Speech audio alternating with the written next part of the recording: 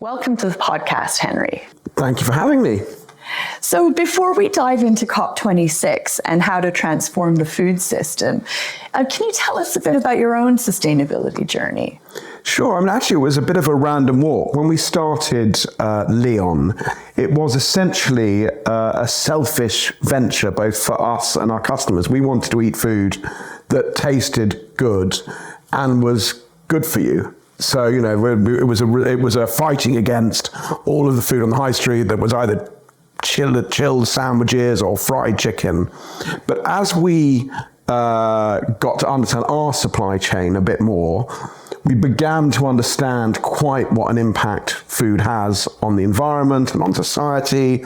But I think really it wasn't until doing this work on the National Food Strategy that I was really struck by quite how dominant food is in the biosphere. You know, if you think about the problems of the world today of nature, biodiversity, deforestation, the cleaning out of our oceans, freshwater scarcity, freshwater pollution, all of those, by far the biggest cause is the food system. And if you think about climate change, energy and food are far and ahead beyond any other causes, the causes of climate change. So it was a kind of gradual journey which really crystallized during the 2 years I spent working on the food strategy, that this is something that if we don't solve food, we're not going to solve the problem of sustainability.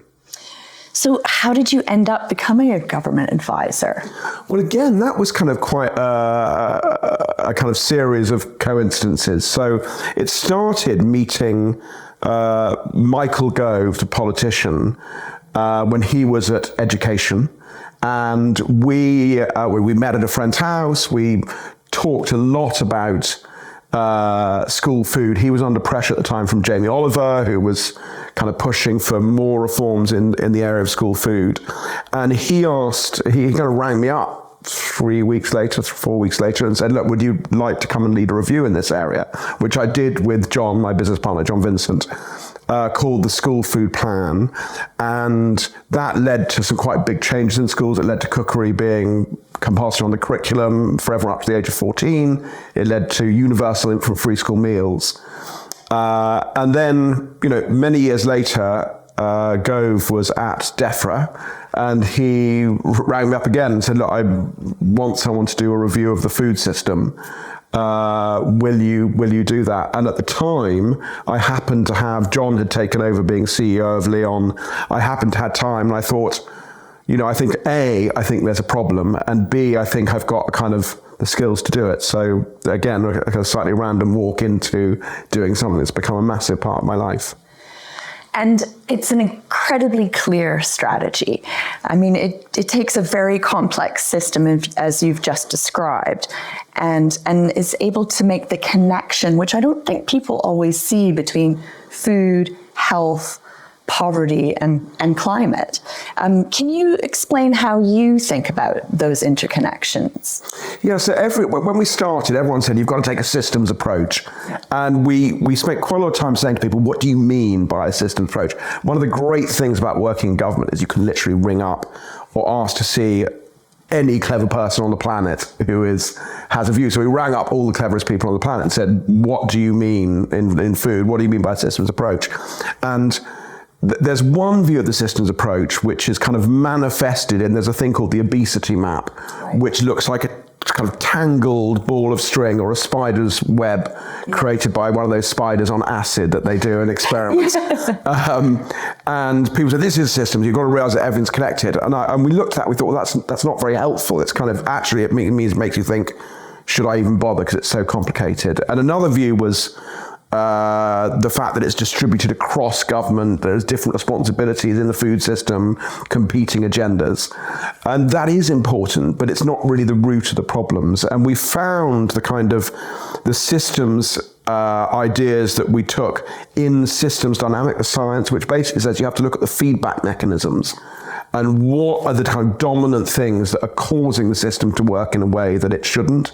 And we identified two. One, what we call the junk food cycle, which is an interaction between our evolved appetite and the commercial incentives of companies. That means that they are incented to put more money into developing, selling the bad stuff, and we then eat it, and you get that spirals out of control. And the other was what we call the invisibility of nature, which is the fact that nature just isn't measured in any of the ways in which we choose to measure human success. So in companies' balance sheets, P&Ls, GDP. And so we started with those two ideas. How do you untangle, how do you reset those two feedback mechanisms? I think that's, everything is changing so much, whether it's in business or politics, and we need to address the entire system. And I thought it was very interesting how you talk about scale and how those feedback mechanisms are driving scale for those businesses, but there are negative externalities. On the other hand, we need scale in order to drive the good impacts. How can we scale those good technologies that can help us address the climate crisis? So if you look at nature and climate explicitly, and I think there are connections with health, but I think sometimes they're overblown, and you can think about the nature and the climate piece individually. I think what you need to be doing is getting innovation focused in the right direction. But you need to have, in the end, these feedback loops.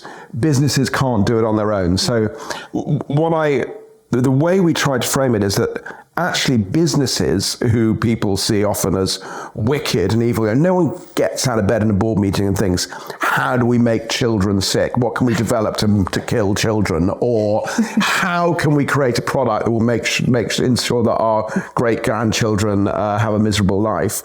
But if they don't do things, then the competition will. So you need to have a combination of direction of travel from government, which gets those innovators, funders excited that there will be a future for this, plus regulation coming in, which ensures that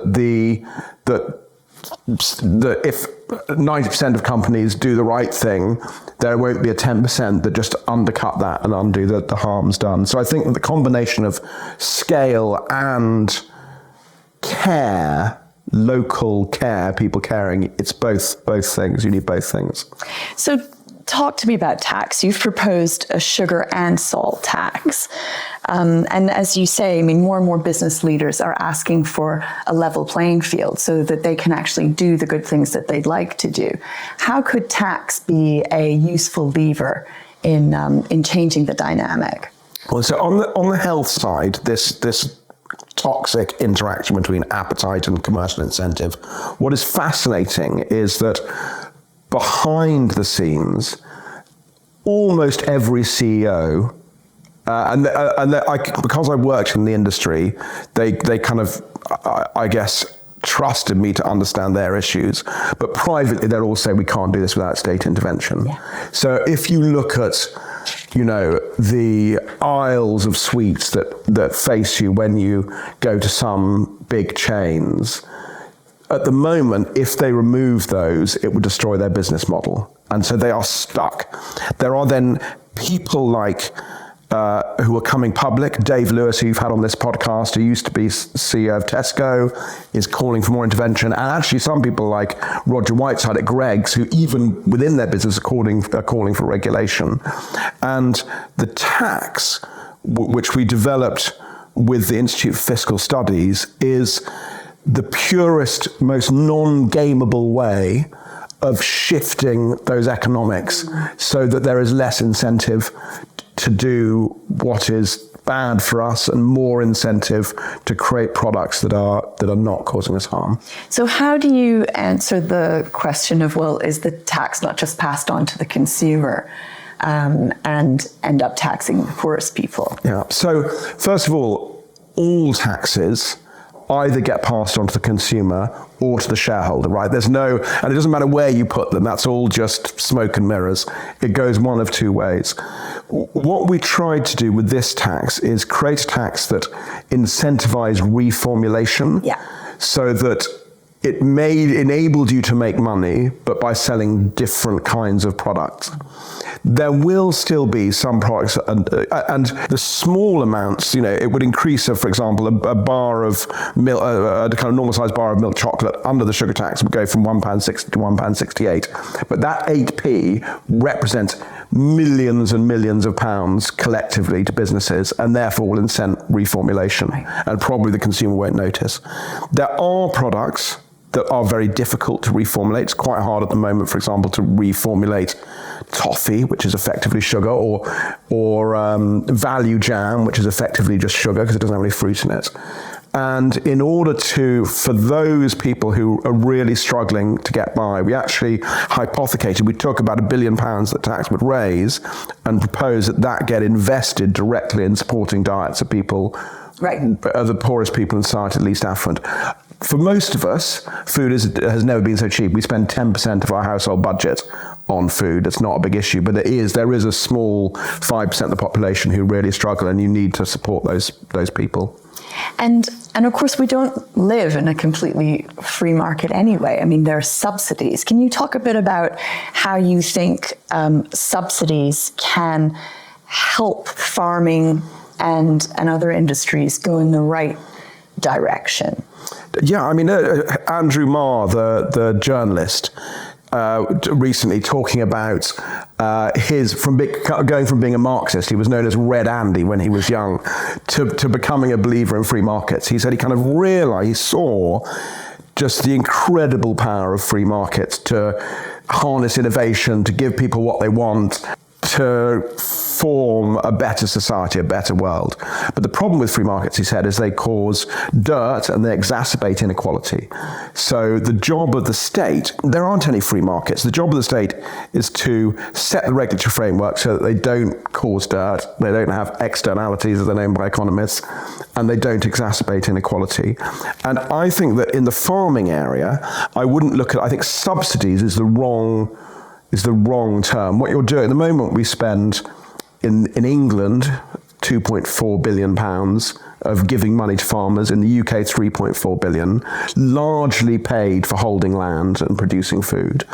And if you start paying farmers for things such as restoring biodiversity, sequestering carbon, improving soil, public goods, you could have a massive transformational effect on farming. It needs, at the same time, a psychological transformation amongst farmers. So it doesn't work. A lot of farmers, understandably, very nervous about the transition and don't want to become park keepers. They say we do this very important thing. We produce food. We don't want to be a park keeper. So you need, at the same time, farmers to understand that we need much more from the land than we used to. We need it now, not just to produce food, we need to sequester carbon, restore biodiversity, produce energy, and that their job is to be our shepherds of the land, are the people who manage the land for the public good, which now includes more than just food. And there is huge opportunity, I think, in England and in the UK, because we've come out of the Common Agricultural Policy, to show how you can use that money to completely transform the way our land looks and what it does. It's obvious that needs to take place, but how do you descale huge commercial farms in that context? I can see it working for small-scale farmers who can almost go back to the mixed farming, or, as you say, nature-based activities. But what about for those huge-scale farms globally as well as in the UK? Well, let's take the UK and then expand it globally. So in the UK, in order to achieve all the things that you need to achieve, we probably need to take about 5 to 8% of our land largely out of food production. There'll be some conservation grazing, but use it to restore nature, to sequester carbon. With the rest of the land, because some of our wildlife is very adapted to living on farms, you need to have a spread of different kinds of activity. So you'll have some, as you say, regenerative farms going back, which have more nature on, slightly lower yields. At the same time, you'll have the higher yielding farms, but they increasingly using fewer inputs. So they'll have less nature, but they will become sustainable. And there are people doing incredible things there. And you achieve that by a rising baseline. So those big farms, you allow them to be big, but you don't allow them to do it while actively harming nature. So you have an increased regulatory baseline and this payment for public goods, and thereby you'll get this range of farms. And that approach is possible both here and abroad, but it takes a huge shift. So at the moment, Partha Dasgupta, in his extraordinary 600-page report on the economics of biodiversity for Treasury, estimates that governments around the world spend $500 billion a year subsidizing activities, including big-scale farming that destroy nature. We're giving it a negative. We're paying people to destroy nature, causing $4 to $7 trillion of damage. And the lobbies behind that and the pressure not to unwind that will be huge. And that's actually why people say, why is it worth, why to do it in the UK? You know, why is it? The answer is because if we can show we can do it here, and we can produce the food, and we can protect nature and sequester carbon, it will undercut the arguments of people who are trying to stop change abroad. And it's interesting because I always believe in any kind of change, you have to change the mindset first. Do you believe that in the UK that is beginning to change around food?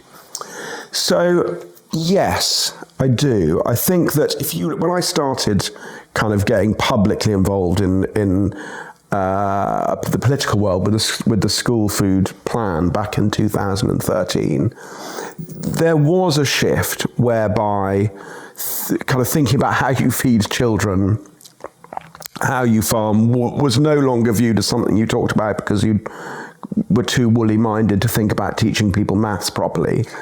But I think now, interestingly, there is literally no one who doesn't see, in the political space, who doesn't see these as huge problems. The debate now is how you tackle them and how you tackle them in a way that you can get through politically. So I think that the belief is now almost, with the exception of very small groups of people, the mindset is there. It must be incredibly frustrating for people like, people who've been, Silent Spring was what was kind of right back at the beginning of the 20th century. And all those people who've been considered nutters for all this time, it must be very frustrating. But, thank God, I do think the mindset has changed. It does feel like it's changing. I mean, young people are eating less meat. That seems to be the fact. Maybe that's only in a certain demographic. But to me, this is the not eating meat, or at least eating less meat, is an example of systems change. It's a very, very simple thing. And it's also something that the individual can choose to do quite simply. And I think that's the easiest way. Well, the best way to drive a movement is to give each individual something that they can do. And then business, government almost fall in line. I mean, how do you see the relationship between regulation, consumer demand, and business shift? So I think the meat debate is fascinating. It's a really good example of this. So as you all know, it is a massively politicized, it's become a culture war.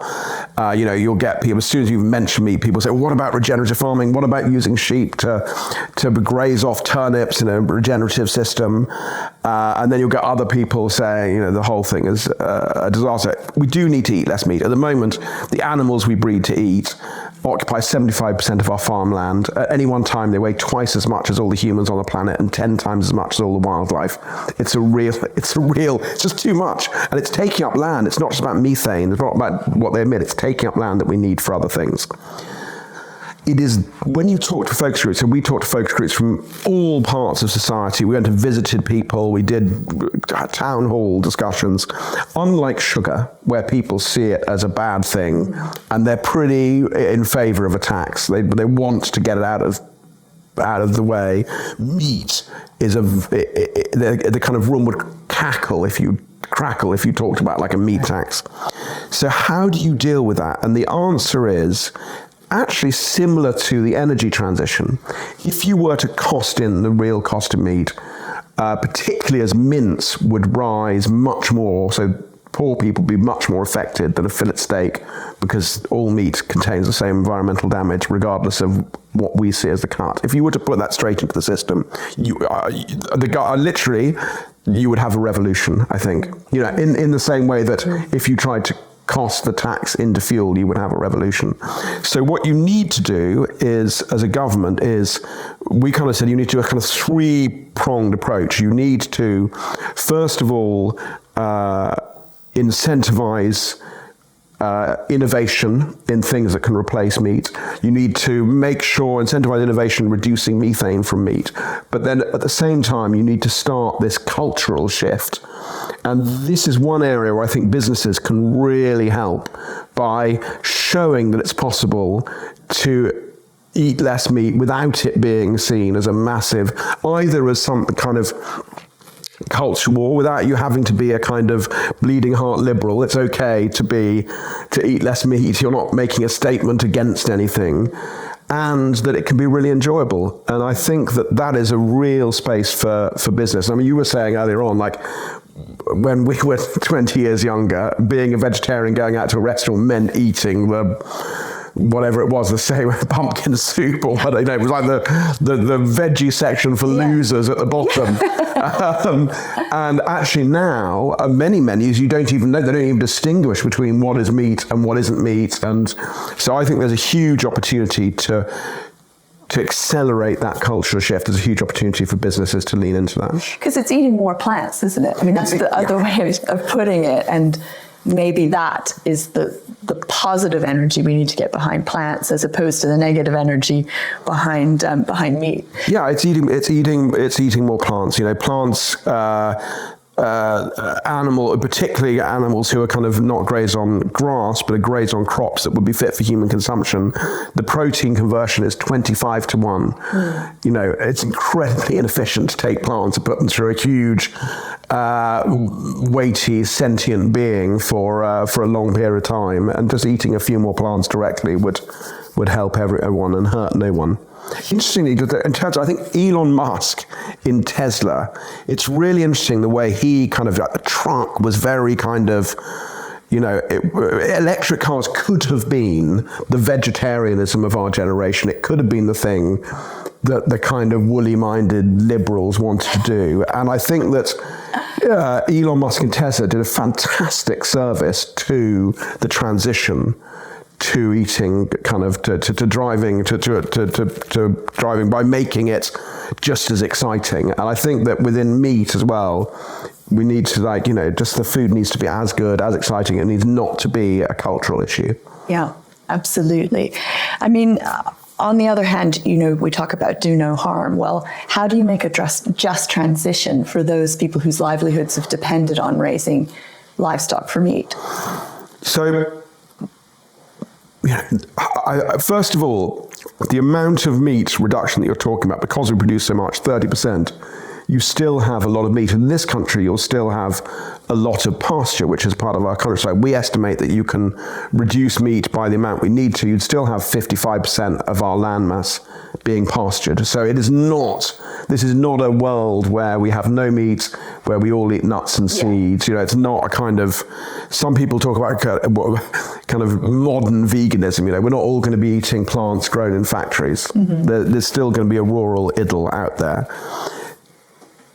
But I do think, as I said earlier on, that it does require a mind shift from farmers. So and it's happening, right? This is not, there are loads of farmers out there who get this and understand that they're being asked, society needs to do them slightly different.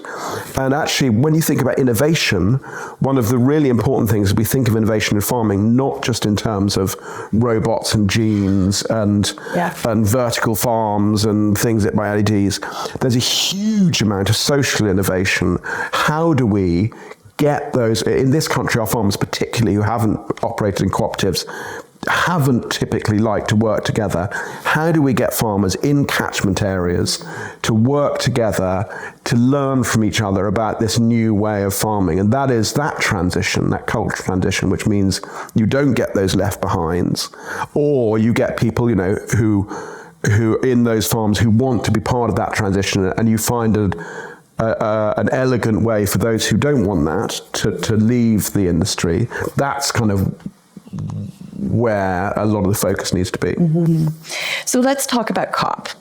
I mean, to my mind, food didn't get nearly the airtime it should have. Do you think that's true? And it's a quarter of greenhouse gas emissions. I mean, I think you were saying could be even more, as well as the impacts on biodiversity. And, a lot of the food that we eat is grown in some of the poorest countries of the world.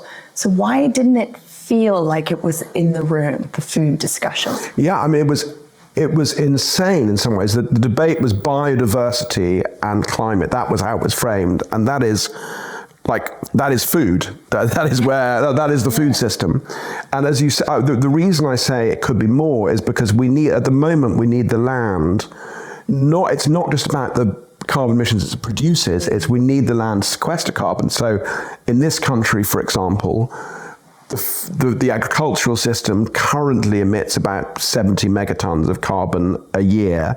We need it to sequester about 16 megatons. Right. So we needed to actively absorb emissions from other sectors.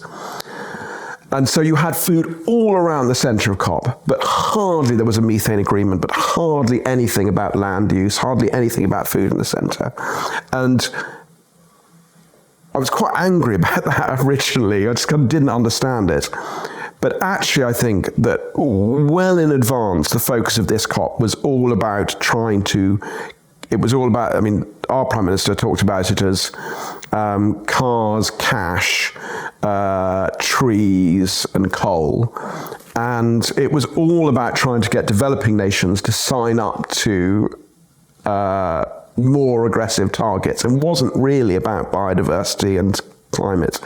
And I think someone said, look, introduced me a new phrase, which is COP to COP. Right. You had all of those people around the fringe talking about food outside the Citadel, and COP to COP, we need those people to storm the Citadel so that by the next COP, food is right at the centre. And I'm actually quite optimistic. I think there was so much energy around the fringe on food that I'm quite optimistic that will happen. I think that has been heard now, loud and clear.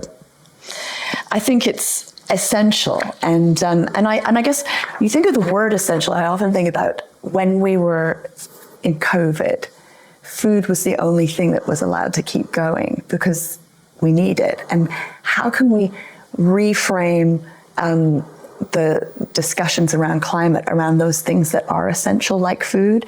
And so how do they need to be transformed first? To me, because they're the things we can't live without, and we've got to feed the people. So can you tell us a little bit about how you think the capital markets can affect system change within the food industry or the farming system? Because it really was a very financial COP, I felt. Yeah, it was a very financial COP. And I think that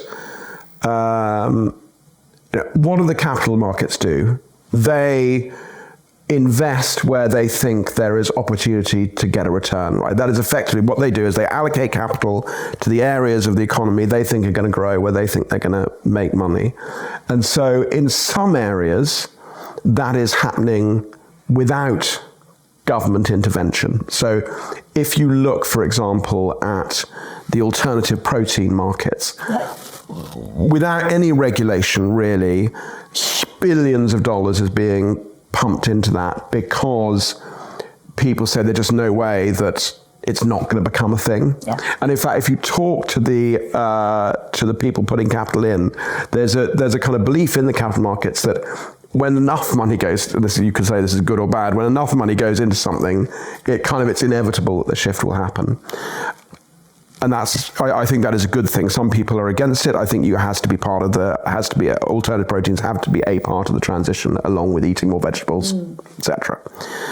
There's another area where I think the capital markets have huge opportunity, and this is on the way in which we use our land, how we do it. So there are already market schemes where, for example, we can, down in Weymouth, there is in that catchment, farmers are being paid to not put as much nitrogen into the water because it's much cheaper to pay them not to do it rather than to take it out.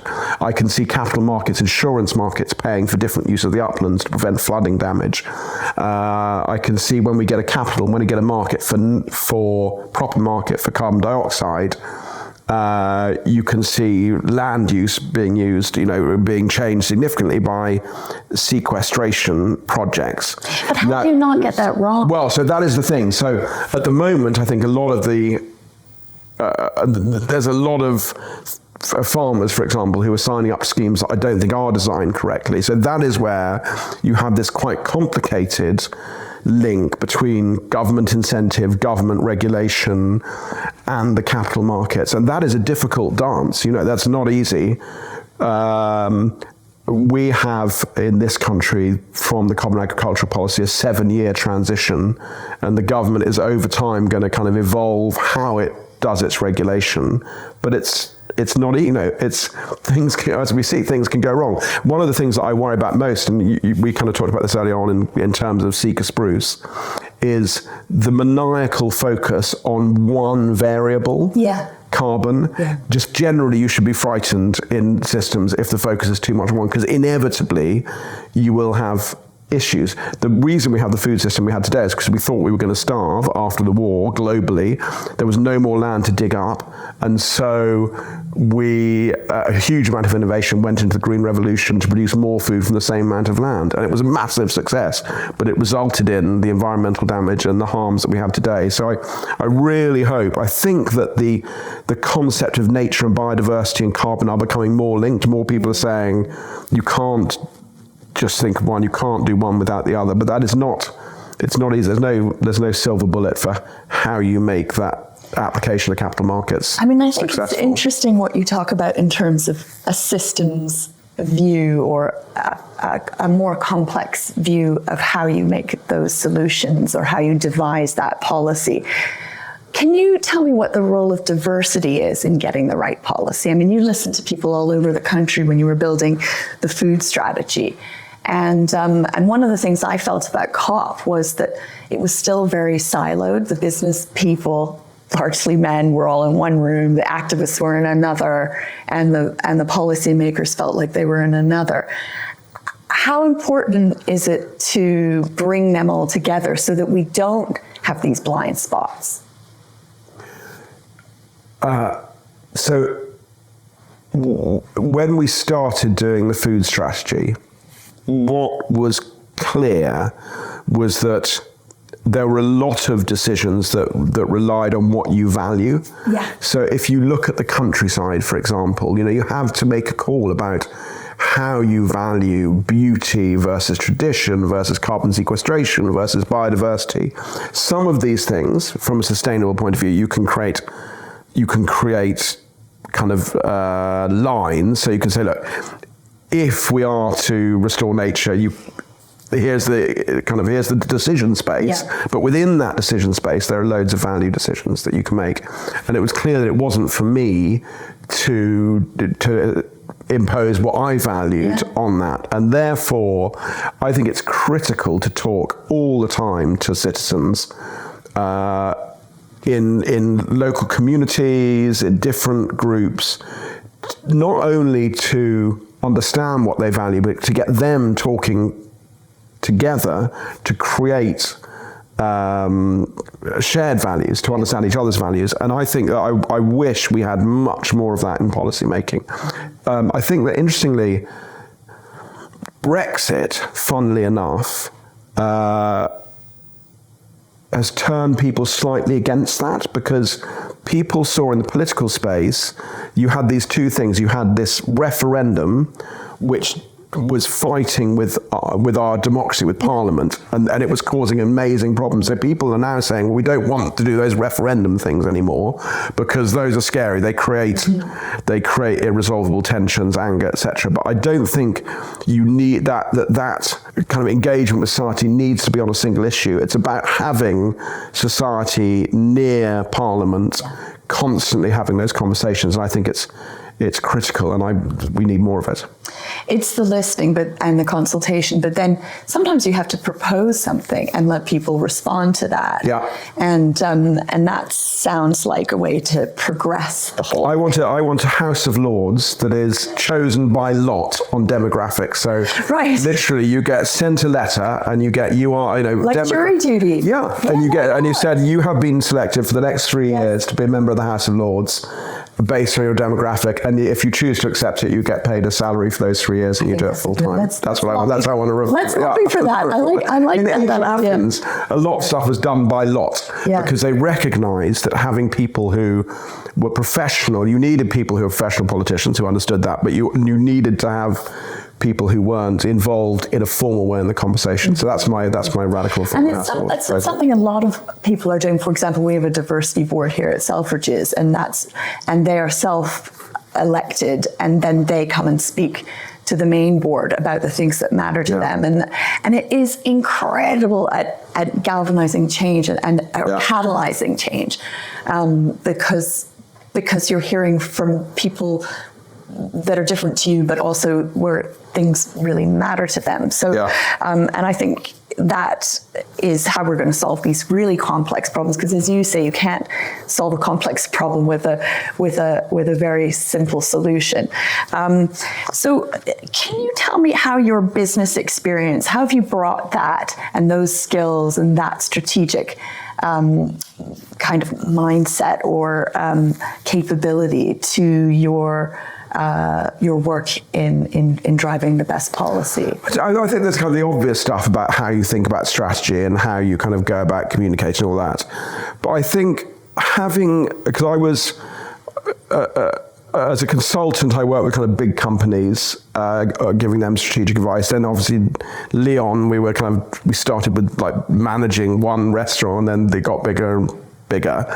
And I think really what it's given me, it's going to be a visceral understanding, first of all, the fact that not all business people are evil, which is something that not everyone believes, but also the tensions on you as a business person. So Leon, for example, there were constant tensions pulling us towards not doing what we wanted to do, but the best version that was commercially possible.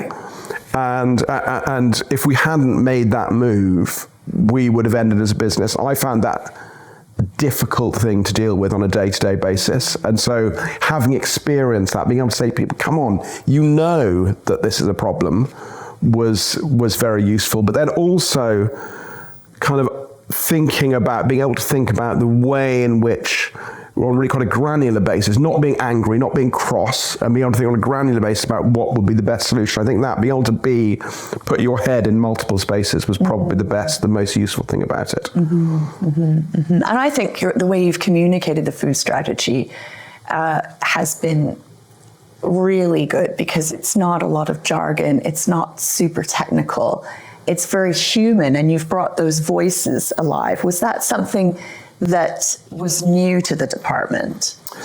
Yeah, I think so it was very much intentional. So we wanted to create a manifesto with a new set of ideas that anyone could understand. That my wife, the journalist Jemima Lewis, helped me edit it, and we thought our 13-year-old son needs to be able to read this, understand it, because without knowledge, more broadly, you have nothing. So it was very intentional. And then kind of quite separately, there are the policy implementations. And that has been a kind of touchstone throughout. And I think I think a lot of people saw it as, it was quite strange in the department. I also knew that we needed to do communication. So, for example, I raised independent money to have our own website and to make films, and because you've got to spread the word. And that was like, people were like, what the hell is going on? What is this? But I think you need to do any change process needs to create a movement. It's not like I always used to say to John when we were doing the school food plan, we used to talk about, there's no point in creating a report that sits on a shelf and gathers dust and is, a day's discussion on this day program. You need to get those ideas out there. You need to get people spreading the ideas. And that was always a very intentional part of of what we were trying to do with this. I mean, I think it's partly how I got into sustainability was this idea of you know, selling the solutions as opposed to selling the problems, because the activists are great at selling the problems, but we business people have a role in selling the solutions. How do you think things actually get done in politics? I mean, can you give us some insight into how policy and politics fit together? You've said there's all these clever people you can meet, but how does that actually turn into action, decision making that will filter down to business or other stakeholders? Well, so I think there are two things that go on. If you're talking about politics as specific policy decisions, you have a kind of bubbling away of ideas from think tanks and from NGOs and from, you know, various people, and changing the narrative, making certain spaces more easier for politicians to move into. And I'll give a specific example in a second. And then you have the kind of cut and thrust of actual policy, you know, when you make the decision, which happens at manifesto time, it happens in response to particular issues, tensions, and it's quite random. It's quite kind of, you know, so you have to create the space, and then, which is very strategic, and then spot the opportunities, which is very tactical. So, for example, I'll get a few examples. Universal infant free school meals, which was part of the school food plan. We had made, it was the one thing that wasn't, the government hadn't decided. It was a recommendation, not a part of the plan when we published. Michael Gove at Chequers discussed it, slipped a note to Danny Alexander, who was Lib Dem, saying maybe we should put this together in our manifestos. And then Nick Clegg and David Laws saw a kind of an opportunity for them to propose a policy, and before the manifesto, they did a deal with the Tories to make it happen.